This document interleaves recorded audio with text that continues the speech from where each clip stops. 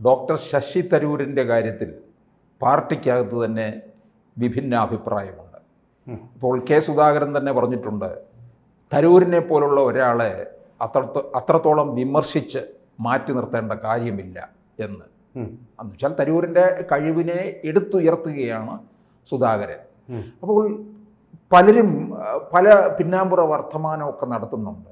തരൂർ BJPയിലേക്ക് പോകുമോ? പക്ഷെ തരൂർ പോകില്ല. പക്ഷേ ഇത്തരത്തിലുള്ള ഉയർന്ന പദവികൾ കൊടുത്താൽ തരൂർ നോ പറയുകയുമില്ല എന്നുള്ളതാണ്. അപ്പോൾ കോൺഗ്രസിനെയും വെട്ടിലാക്കും, BJPയിലേക്ക് പോകുന്നില്ല, എന്നാൽ ഒട്ടു പോയതുപോലെയുമാണ് എന്നൊരവസ്ഥയിലേക്കല്ലേ? അത് 2-3 കാര്യങ്ങളുണ്ട്. ഒന്ന്, കെ സുധാകരൻ എന്തുകൊണ്ടാണ് ഇങ്ങനെ പറഞ്ഞത്, അതാദ്യം നമുക്ക് ചർച്ച ചെയ്യാം. എന്തുകൊണ്ടാണ് കെ സുധാകരൻ ഇങ്ങനെ പറഞ്ഞത്? സുധാകരനെ ഏത് തരത്തിലാണ് പുറത്താക്കിയത്? അതുകൊണ്ടല്ലേ അതിനകത്ത്? അതല്ല, അത് നേരത്തെ അദ്ദേഹം പ്രതികരണം നടത്തി. എന്നെ മാറ്റിയത് തെറ്റൊന്നുമില്ല, പക്ഷേ ശരിയുമല്ല പറഞ്ഞല്ലോ. വളരെ ബാലൻസ്ഡായിട്ട് അദ്ദേഹം പറഞ്ഞു, എന്നെ മാറ്റിയത് തെറ്റല്ല, പക്ഷേ ശരിയല്ല. ഇതിൽ കൂടുതൽ എന്ത് പറയാൻ? ശരിയല്ല മാറ്റിയത് എന്ന് തന്നെ അദ്ദേഹം പറഞ്ഞു. അതിൻ്റെ ഒരു അസ്വാരസ്യം അദ്ദേഹത്തിനുമുണ്ട്, പാർട്ടിയിലെ കുറേ ആൾക്കാർക്കുമുണ്ട്. അപ്പോൾ ഇത് കൗണ്ടർ ചെയ്യാനായിട്ട് അടൂർ പ്രകാശ് ഒരു വർത്തമാനം പറഞ്ഞു. UDF ചെയർമാനായിട്ട് അദ്ദേഹം ആദ്യത്തെ ഒരു കമ്മ്യൂണിക്കേഷൻ നടത്തി.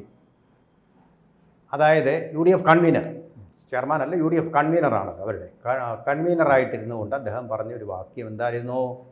ശശി തരൂരിനെ കുത്തിക്കൊണ്ടായിരുന്നു. ശശി തരൂർ എന്ന് പറഞ്ഞാൽ പാർട്ടിക്ക് വിധേയപ്പെടണം, പാർട്ടി പറയുന്ന പോലെ കേൾക്കുക വേണ്ടത്. അല്ലെ ആകാശത്തുനിന്ന് കെട്ടിയിറക്കിയൊന്നുമല്ല ശശി തരൂരിനെ, പാർട്ടി പറയുന്നത് കേൾക്കണം. ഇക്കാര്യം ആറ്റിങ്ങലിലെ നമുക്കറിയാം എങ്ങനെയാണ് അടൂർ പ്രകാശ് ജയിച്ചതെന്ന്. കോന്നിയിൽ എങ്ങനെയാണ് അദ്ദേഹം ജയിച്ചുകൊണ്ടിരുന്നതെന്നും അറിയാം. അദ്ദേഹത്തിൻ്റെ പ്രഭാവം കൊണ്ടൊന്നുമല്ല, കേരളത്തിൻ്റെ സാമുദായിക ഘടന കൊണ്ട് ജയിക്കുന്നതാണ്, കോൺഗ്രസിൻ്റെ പ്രഭാവം കൊണ്ടുമല്ല. പിന്നെ പരിശുദ്ധനായ ഒരു വ്യക്തിത്വമൊന്നുമല്ല അടൂർ പ്രകാശ് എന്നുള്ള ആർക്കും അറിയാൻ വയ്യാത്ത കേരളത്തിൽ.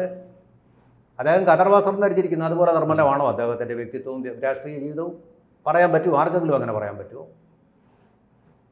കേസുകളിൽ നിന്ന് കഷ്ടിച്ച് രക്ഷപ്പെട്ട ആളാണ് അദ്ദേഹം, അഴിമതി കേസുകളിൽ നിന്ന് തന്നെ. ശശി തരൂരിനെ വിമർശിക്കാൻ തുടങ്ങിയിരിക്കുക. ഈ ശശി തരൂർ എന്ന് പറയുന്നത് കോൺഗ്രസ് ഇല്ലെങ്കിലും ജീവിക്കും. പക്ഷേ അടൂർ പ്രകാശ് എന്ന് പറഞ്ഞാൽ കോൺഗ്രസ് ഇല്ലെങ്കിൽ 0 ആണ്.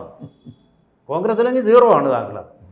അപ്പോൾ അത്രയ്ക്ക് വലിയ വിമർശനമൊന്നും അങ്ങ് നടത്തണ്ട, അങ്ങനെ നടത്തുകയും വേണ്ട. ആറ്റിങ്ങൽ അല്ലെങ്കിൽ ഒന്ന് ജയിച്ചു എന്ന് പറഞ്ഞ് അത്ര അഹങ്കരിക്കുകയും വേണ്ട. അതിൻ്റെ കാര്യം ഇവിടെ എല്ലാവർക്കും അറിയാവുന്ന കാര്യം തന്നെയാണ്, വളരെ വ്യക്തമായിട്ടൊരു കാര്യമാണ്. താങ്കൾ വലിയൊരു കാര്യമായി, ഒരു കരുത്തനായിട്ടുള്ള CPMൻ്റെ തന്നെ ഒരു കറുത്ത കുതിരയായിട്ട് ആളിനെ തോൽപ്പിച്ചു, ആരും വിചാരിച്ചതുമല്ല. അങ്ങനെ ഒരു ഞെട്ടലുണ്ടാക്കി എന്നുള്ളത് മാത്രമാണ്. അതുകൊണ്ട് ശശി തരൂരിനെ വിമർശിക്കാൻ താങ്കളായിട്ടില്ല എന്നല്ല എല്ലാവർക്കും അറിയാം. സോണിയാഗാന്ധി നേരിട്ടാണ് ശശി തരൂരിനെ കോൺഗ്രസിലേക്ക് ക്ഷണിച്ചു വരുത്തിയത്. നൂലിൽ നിന്ന് കെട്ടിയിറക്കുക അല്ലെങ്കിൽ ക്ഷണിച്ചു വരുത്തിയതാണ്. ക്ഷണിച്ചു വരുത്തി അപമാനിക്കുകയാണ് ഇപ്പോൾ നിങ്ങൾ ചെയ്തുകൊണ്ടിരിക്കുന്നത്. മാന്യനായ വ്യക്തി ആയതുകൊണ്ട് നിങ്ങളുടെ ഭാഷയിൽ അദ്ദേഹം സംസാരിക്കുന്നില്ല, നിങ്ങൾക്ക് മറുപടിയും പറഞ്ഞിട്ടില്ല. മാന്യനായതുകൊണ്ട് മാന്യന്മാർക്ക് മാത്രമേ അദ്ദേഹത്തിന് മറുപടി വെക്കാൻ പറ്റൂ എന്നുള്ളതാണ്. അപ്പോൾ ഈ അടൂർ പ്രകാശ് പറഞ്ഞതിൻ്റെ മറുപടിയാണ് ഈ സുധാകരൻ പറഞ്ഞത്. അദ്ദേഹം വലിയ ആളാണ്, അതുകൊണ്ട് നീ നിൻ്റെ നിലയ്ക്കിരുന്നു എന്നുള്ള പാഠം അടൂർ പ്രകാശിനെ പഠിപ്പിച്ചതാണ് കെ സുധാകരൻ. അത്രയേ ഉള്ളൂ. കെ സുധാകരൻ എന്ന് പറഞ്ഞാൽ കേരളത്തിൽ മുഴുവൻ പ്രഭാവമുണ്ട്. അടൂർ പ്രകാശിന് ആ പ്രഭാവം ഉണ്ടോ കേരളത്തിൽ?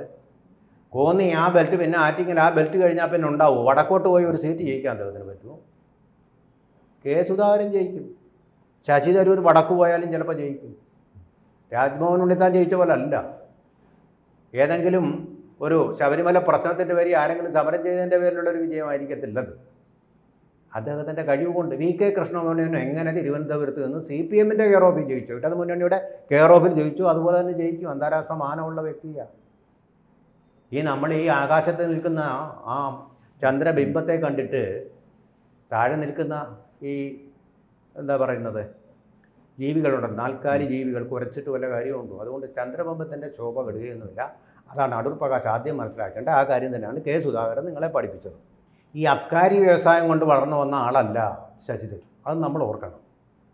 നമ്മളാരാണെന്ന് നമ്മളറിയണം. അബ്കാരി വ്യവസായം കൊണ്ടോ അങ്ങനെയുള്ള ഹോട്ടൽ വ്യവസായം കൊണ്ടോ ഒന്നും വളർന്നു വന്നിട്ടുള്ള ആളല്ല ശശി തരൂർ. പുസ്തകം എഴുതി, വിവരം കൊണ്ട്, അന്താരാഷ്ട്ര തലത്തിൽ കാര്യങ്ങൾ അറിയാവുന്നത് കൊണ്ട് വളർന്നു വന്നിട്ടുള്ള ആ അനുഭവ പരിചയം വെച്ച് തന്നെയാണ് സോണിയാഗാന്ധി കോൺഗ്രസിലേക്ക് പ്രവേശനം നടത്തിയത്.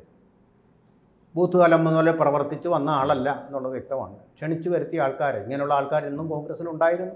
ജവഹർലാൽ നെഹ്റു തന്നെ അങ്ങനെ ആൾക്കാരെ വിളിച്ചു വരുത്തി അവിടെ കോൺഗ്രസിന് ഇരിപ്പിടം കൊടുത്തിട്ടുണ്ട്, കൊടുക്കേണ്ടി വരും, കൊടുക്കേണ്ടതാണ്. അപ്പോൾ അങ്ങനെയുള്ള വിശിഷ്ട വ്യക്തിത്വങ്ങൾ നിങ്ങളുടെ പാർട്ടിയിലേക്ക് വരുമ്പോൾ കോൺഗ്രസ്സാണ് ആദരിക്കപ്പെടുക. അത് നമ്മൾ മനസ്സിലാക്കണം. കോൺഗ്രസ് ആണ് ആദരിക്കപ്പെടുക. ഇവിടെ ഇപ്പോൾ നിങ്ങളുടെ സ്ഥാനമാനങ്ങളൊന്നുമില്ലെങ്കിലും അദ്ദേഹത്തിന് ഒരു കുഴപ്പമില്ല. കോൺഗ്രസ്സിലെ ആ അധികാര കേന്ദ്രീകരണത്തിന്, കുടുംബ കേന്ദ്രീകരണത്തിനെതിരെ അദ്ദേഹം ഫൈറ്റ് ചെയ്തു എന്നുള്ളതാണ് ഇപ്പോൾ അദ്ദേഹം ആകെ കോൺഗ്രസിനോട് ചെയ്തിട്ടുള്ള ഒരു കുറ്റം. പിന്നെ ഇപ്പോൾ പോയിരിക്കുന്ന അതിൽ രാഷ്ട്രീയ പ്രശ്നമൊന്നുമില്ല, ദേശീയ പ്രശ്നങ്ങളേ ഉള്ളൂ. ദേശീയ പ്രശ്നം വന്നിൽ ജവഹർലാൽ നെഹ്റു ആയിരുന്നു ശശി തരൂരിൻ്റെ സ്ഥാനത്തെങ്കിൽ അദ്ദേഹവും പോയിന്. അടൽ ബിഹാരി വാജ്പേയി പോയിട്ടുണ്ട്, നരസിംഹറാവു തീർച്ചയായിട്ടും പോയിനെ. പാർട്ടിയുടെ അനുമതി ഇല്ലെങ്കിലും അദ്ദേഹം പോയേനെ. പാർട്ടി സർവ്വസമ്മതത്തോടു കൂടി അദ്ദേഹത്തിന് അനുമതി കൊടുത്തേനേയും. അതാണ് കോൺഗ്രസും ബി ജെ പിയും തമ്മിലുള്ള. അല്ല, എനിക്ക് തോന്നുന്നു രാഹുൽ ഗാന്ധി സ്വയം മുന്നോട്ട് വന്ന് ഞാൻ പോകാം എന്ന് പറഞ്ഞിരുന്നുവെങ്കിൽ അദ്ദേഹത്തിന്റെ മൈലേജ് അങ്ങ് മാറുമായിരുന്നു. എൻ്റെ ദൈവമേ, കുളമായി പോയേനെ ഇപ്പം. എൻ്റെ ദൈവമേ, വിമാനത്തിൻ്റെ കണക്കിപ്പോൾ വേണമെന്ന്. ഓപ്പറേഷൻ സിന്ദൂർ നടക്കുന്നുള്ളൂ, ഇന്ത്യയുടെ തകർന്ന വിമാനങ്ങളുടെ കണക്ക്. പാകിസ്ഥാനിലെ പത്രങ്ങളിലെല്ലാം ഒന്നാം വാർത്തയായിട്ട് രാഹുലിനെ ആവോളം പോയിട്ടിരിക്കുകയാണ് അവർ. അവർക്ക് എന്തെങ്കിലും ഒന്ന് വീണ് കിട്ടാൻ വേണ്ടി നോക്കിയിരിക്കുക. അതിൻ്റെ കണക്കുകൾ വേണം.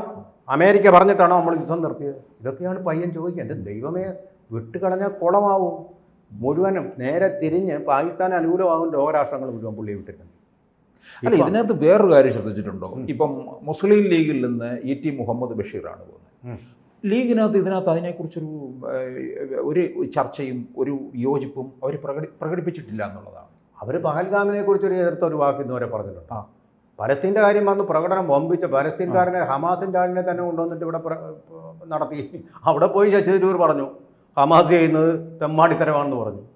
ഷോക്കഡായി പോയി മുസ്ലിം. പിന്നെ അതുപോലെ ബ്രിട്ടാസിൻ്റെ പേര് വന്നപ്പോഴും CPM അത് ഒരു വിയോജിപ്പും അതിനകത്ത് പ്രകടിപ്പിച്ചില്ല. അവർ പോയല്ലോ, അത് തന്നെ വലിയ ഭാഗ്യം. പിന്നെ ബ്രിട്ടാസിനെ ഉള്ളു വിടാൻ പറ്റിയത്. ബ്രിട്ടാസിന് ഒരു അവസരം കിട്ടിയ റഹീമിനെ വിടാൻ പറ്റുമോ? പോയി കഴിഞ്ഞാൽ ആൾക്ക് ഒന്നും മനസ്സിലാവാതെ ചിലപ്പോൾ ഈ കമ്മ്യൂണിക്കേഷൻ ഗ്യാപ്പ് കൊണ്ട് യുദ്ധങ്ങൾ വരെ ഉണ്ടായിട്ടുണ്ടല്ലോ യന്ത്രത്തിൽ. അങ്ങനെ ഉണ്ടാക്കി കളയും. അതാണ് പ്രശ്നം. വിട്ടുകഴിഞ്ഞാൽ പുള്ളിയുടെ പൊട്ടാത്ത ഇംഗ്ലീഷ് ചിലപ്പോൾ അത് ബ്രിട്ടാസ് ഒരു വിധത്തിൽ സാന്യായമായിട്ടൊക്കെ സാധാരണ ഒരു ജേർണലിസ്റ്റ് പറയുന്ന പോലെയൊക്കെ പറയും. ശശി തരൂരിൻ്റെ പായലത്തങ്ങ് എത്തുകയില്ലെങ്കിലും അദ്ദേഹം കാര്യങ്ങൾ ഒരുമാതിരി പറഞ്ഞ് വലിപ്പിക്കാൻ ശ്രമിക്കും. ഒരു അബദ്ധം പറഞ്ഞ പുള്ളി കേട്ടില്ലേ? നമ്മളത് ചർച്ച even the protagonist are being attacked sir. Protagonist സാങ്കല്പികമായിട്ടുള്ള ഒന്നാണത്. പ്രൊട്ടാഗണിസ്റ്റ് എന്ന് പറയുന്നത് സാങ്കല്പികമായിട്ട്. ആ പ്രൊട്ടാഗണിസ്റ്റ് ആരെ ആക്രമിക്കുന്നത്? പൃഥ്വിരാജിനെ ആക്രമിക്കുന്നത്. Protagonist are being attacked sir. എങ്ങനെയാണ് നാടകത്തിലെ ഒരു കഥാപാത്രത്തെ നമുക്ക് എങ്ങനെ ആക്രമിക്കാൻ? ആ കഥ ചെയ്യുന്ന ആളിനെ അല്ലേ ആക്രമിക്കാൻ പറ്റൂ? ആക്ടേഴ്സ് എന്നല്ലേ അവരെ പറയുന്നത്. പ്രൊട്ടാഗണിസ്റ്റ് എന്ന് പറയുമോ? അതിൻ്റെ ഇംഗ്ലീഷ് വിജ്ഞാനം കാണിക്കാൻ വേണ്ടി പ്രൊട്ടാഗണിസ്റ്റ്, ആൻറ്റാഗണിസ്റ്റ്. ഹീറോസ് എന്ന് പറഞ്ഞാൽ പിന്നെ നമുക്ക് മനസ്സിലാക്കാം. പ്രൊട്ടാഗണിസ്റ്റിനെ എന്ന് പറഞ്ഞാൽ ഇനി ഇത് തരൂരിന് ഇനിയും ഇതുപോലെ എന്തെങ്കിലുമൊക്കെ വലിയ പദവികൾ BJP നൽകിയാൽ തരൂർ അതിനകത്ത് നോ പറയാനുള്ള സാധ്യതയൊന്നും കാണില്ല. പദവി എന്ന് പറഞ്ഞാൽ ഏത് പദവി എന്നുള്ള ആ പദവി അനുസരിച്ചിരിക്കും. ചെറിയ പദവികളൊന്നും ഇനി അദ്ദേഹത്തിന് വേണ്ട. അദ്ദേഹം ഒരു അന്താരാഷ്ട്ര പ്രശസ്തനായിട്ടാണ്. ഇപ്പോൾ ഐക്യരാഷ്ട്ര സെക്രട്ടറി ജനറൽ സ്ഥാനത്തേക്ക് നമുക്ക് വെക്കാൻ പറ്റിയ ഒരു സ്ഥാനാർത്ഥിയാണ്. പിന്നെ അമേരിക്ക പോലുള്ള രാജ്യങ്ങളിൽ നമ്മുടെ പ്രതിപുരുഷനായിട്ട് അതായിട്ട് നയകോവിദൻ കൂടിയാണല്ലോ അദ്ദേഹം. ഭാഷാപണ്ഡിതൻ മാത്രമല്ലല്ലോ. അദ്ദേഹത്തിന് അംബാസഡറെ വെച്ചാൽ ആ ചുമതല കൃത്യമായിട്ട് നിർവഹിക്കും. പക്ഷേ ഒരു കാര്യം കൂടി നമ്മൾ ഓർക്കണം. സൗദി അറേബ്യയിൽ ഒരിക്കൽ പോയപ്പോൾ അദ്ദേഹം നാക്ക് പിഴച്ചു എന്ന് മാത്രമല്ല, ഒരു അബദ്ധം പറ്റി പുള്ളിക്കും. ആർക്കും അബദ്ധം പറ്റാം. Saudi Arabia should play the role of an interlocutor between India and Pakistan ഒരു അബദ്ധം പറഞ്ഞു. അത് നമ്മൾ ഓർക്കണം. അത് വലിയൊരു അബദ്ധമായിട്ട് അദ്ദേഹം കേന്ദ്രമന്ത്രിയായിരുന്നപ്പോൾ, കേന്ദ്രമന്ത്രിയായ ഔദ്യോഗിക പദവിയിലിരുന്നുകൊണ്ടാണ് പറഞ്ഞത്. വിദേശകാര്യ സഹമന്ത്രിയായിരുന്നല്ലോ. അവിടെ പോയി പറഞ്ഞ അബദ്ധം. അതിലൊക്കെ ഒരു നിയന്ത്രണം വേണ്ടത്. കാരണം ഇന്ത്യയുടെ വ്യവസ്ഥാപിതമായിട്ടുള്ള നയമെന്ന് പറയുന്നത് in between Pakistan and China there should not be an interlocutor എന്ന് പറഞ്ഞാൽ ഇടയ്ക്ക് അങ്ങോട്ടും ഇങ്ങോട്ടും ഈ സന്ദേശങ്ങൾ കൈമാറുന്ന ട്രംപ് വഹിച്ചിട്ടുണ്ട് എന്ന് പറയുന്ന റോള് വഹിക്കാൻ ആരും വേണ്ട എന്നുള്ളതാണ്. നമ്മുടെ ചർച്ചകൾ അവർ തമ്മിലായിരിക്കണം. കാശ്മീർ വിഷയമാണെങ്കിൽ ഇപ്പോൾ അത് മാറിയിട്ടുണ്ട്. കാശ്മീർ വിഷയം എന്ന് പറഞ്ഞാൽ നമ്മൾ പറയുന്നത് പാക് ഓക്കുപ്പൈഡ് കാശ്മീർ വിഷയം മാത്രമേ ഇനി പരിഹരിക്കാനുള്ളൂ, വേറെ ഒന്നുമില്ല. നമ്മുടെ ബാക്കിയെല്ലാം പരിഹരിച്ച് കഴിഞ്ഞു എന്നാണ് ഇപ്പോഴത്തെ സ്റ്റെപ്പ്. അപ്പോൾ അങ്ങനെ ഒരു അബദ്ധം പറ്റാൻ പാടില്ല. ഇൻ്റർലൊക്യൂട്ടർ പാടില്ല എന്നുള്ള പോളിസി എല്ലാവർക്കും അറിയാം. ഇന്ത്യയുടെ സ്ഥിരം ഒരു രീതിയാണ്. പിന്നെ പക്ഷേ ലാൽ ബഹദൂർ ശാസ്ത്രിയുടെ കാലത്ത് ലാൽ ബഹദൂർ ശാസ്ത്രി ശരിക്കും പറഞ്ഞാൽ മിടുക്കനായിരുന്നു. നമുക്ക് തോന്നുന്ന ഒരു ദുർബലനായിട്ടുള്ള പ്രധാനമന്ത്രിയാണ്. ജയ് ജവാൻ ജയ് കിസാൻ എന്ന് ഉള്ള മുദ്രാവാക്യം ഉയർത്തിയ അദ്ദേഹം ഒരു കാര്യം കൂടെ പറഞ്ഞു, പട്ടിണി കിടന്നു ഒരു ദിവസം. കാരണം ഇന്ത്യയുടെ ഭക്ഷ്യ സ്വയം പര്യാപ്തത ഇല്ല, ഇന്ത്യക്ക് ഭക്ഷ്യ ഉത്പാദനം കുറവ്. അപ്പോൾ ഒരു ദിവസം യുദ്ധകാലത്ത് ഇതിൻ്റെ ഡിസ്ട്രിബ്യൂഷൻ വളരെ കുറഞ്ഞു. അപ്പോൾ നമുക്ക് ആ സമയത്ത് അരി കിട്ടാനില്ല. അരിക്ക് പകരം നമ്മൾ വേറെ ഗോതമ്പും അങ്ങനെയൊക്കെയുള്ള കാര്യങ്ങളാണ് കഴിച്ചുകൊണ്ടിരുന്നത് 1965 കാലഘട്ടത്തിൽ. ആ സമയത്ത് രാജ്യത്ത് ഒരു ദിവസം ജനങ്ങളുടെ അരിയാഹാരം കഴിക്കാതിരിക്കാൻ അദ്ദേഹം ഉപയോഗിച്ചു. എന്നു മാത്രമല്ല, അദ്ദേഹത്തിൻ്റെ കുടുംബം ഒരു അർത്ഥപട്ടിണിക്കാരായ കുടുംബമായിരുന്നു. അതറിയാമല്ലോ, ഉത്തർപ്രദേശിലെ തീരെ പാവപ്പെട്ട ദരിദ്ര കുടുംബത്തിൽ നിന്ന് വന്ന കോൺഗ്രസ്സുകാർ. ഒരു ദിവസം അദ്ദേഹത്തിൻ്റെ വീട്ടിലെ ആൾക്കാർ മുഴുവൻ അതിനോടൊപ്പം പട്ടിണികളാണ്. പ്രധാനമന്ത്രി കസേരയിലിരിക്കുമ്പോൾ ആ ഒരു പ്രധാനമന്ത്രിയാണ് അദ്ദേഹം. പക്ഷേ ശക്തനായ പ്രധാനമന്ത്രിയായിരുന്നു. പട്ടാളം കാശ്മീരിൻ്റെ കഴുത്തുണ്ടല്ലോ, കാശ്മീരിൻ്റെ കഴുത്തിന് കയറി പിടിച്ചു, വളഞ്ഞു കാശ്മീരിനെ. പാകിസ്ഥാൻ കീഴടങ്ങുമെന്ന ഘട്ടം വന്നപ്പോഴാണ് റഷ്യ ശാസ്ത്രിയെയും പാകിസ്ഥാൻ്റെ അന്നത്തെ പ്രധാനമന്ത്രി യാഹ്യ ഖാനെയും വിളിച്ചിട്ട് താഷ്കൻഡിൽ വെച്ചിട്ട് ചർച്ചയ്ക്ക് വേണ്ടിയിട്ട് ഒരു തീരുമാനമെടുത്തു. ആ ചർച്ച കരാറ് ഒപ്പിട്ടതിന് ശേഷം ആണ് ലാൽ ബഹദൂർ ശാസ്ത്രി മരിച്ചത്. ഇന്നും അതിൻ്റെ ദുരൂഹത ലോകം അറിഞ്ഞിട്ടില്ല. അതിനെക്കുറിച്ച് വിശദമായിട്ട് നമുക്ക് വേറൊരു സ്റ്റോറിയായിട്ട്. കൂടുതൽ വാർത്തകളും വിശേഷങ്ങളും നിങ്ങളിലേക്ക് എത്താൻ ABC മലയാളം സബ്സ്ക്രൈബ് ചെയ്യുക, ബെൽബട്ടനും അമർത്തുക.